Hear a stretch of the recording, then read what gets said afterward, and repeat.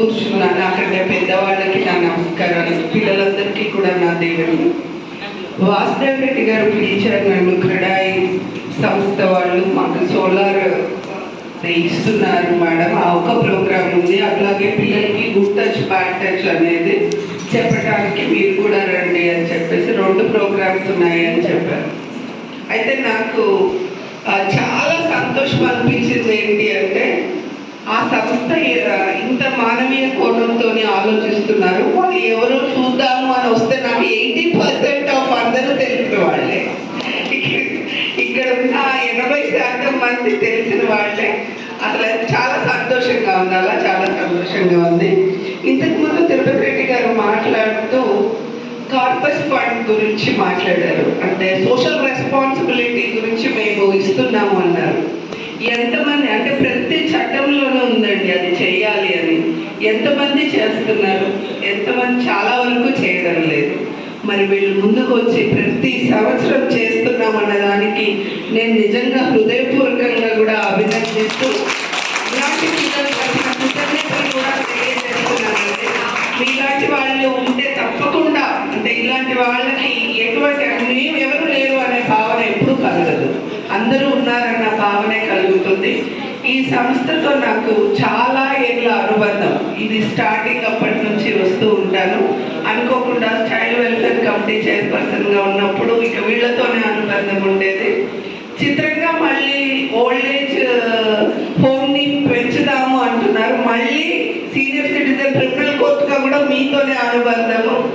So చాలా సంతోషంగా ఉంది.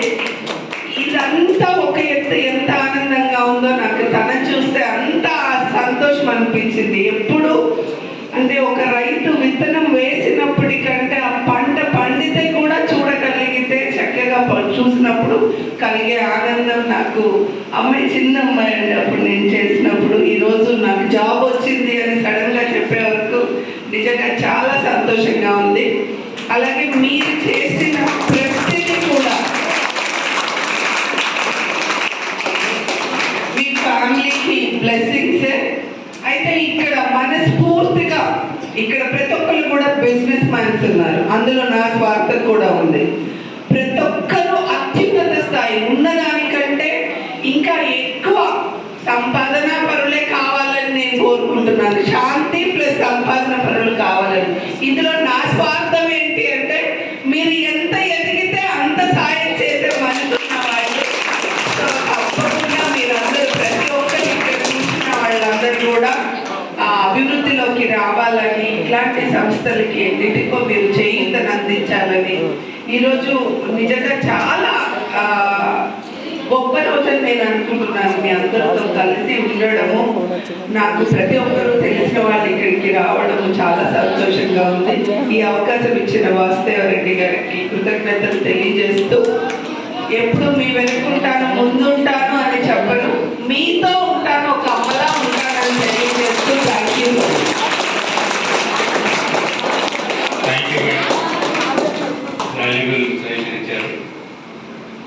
నిజానికి ఇవాళ మేడం చాలా ఇబ్బంది పెట్టాను. వంట చేయకుండా వచ్చారు. ఇంట్లో వాళ్ళ అత్తయ్య ఎంతో పడుతుందని తెలుసు.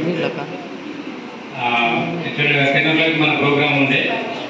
10 o'clock ప్రోగ్రామ్ ఉంది కాబట్టి మేడంకి 10కి 2 కోఆర్డినేట్ కాకపోయేసరికి మేడం మీరు 9 o'clockకే రావాలి అని చెప్పినాను. కుదరదు అన్నారు. ఒక ½ an hour అన్నారు. 9:30 మీ ఇంటి ముందర ఉంటా అని చెప్పినాను.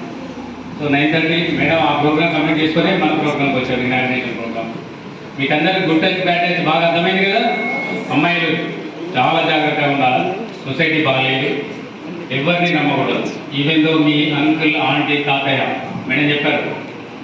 సో ఎవరిని బిలీవ్ చేయకండి, అంటే బిలీవ్ చేయండి. ఎప్పుడు ఆ touch good touch bad touch గురించి చెప్పారు కదా, అవి మీరు ఫాలో కండి.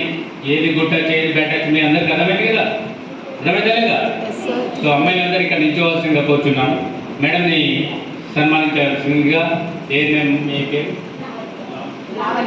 లావణ్య. అండ్ మా కాలనీ అమ్మలు కూడా వచ్చారు, పోలీస్ కాలనీ అమ్మలు రావాల్సిందిగా కోరుచున్నాను. ఓన్లీ లేడీ స్టాఫ్ కూడా రమ్మని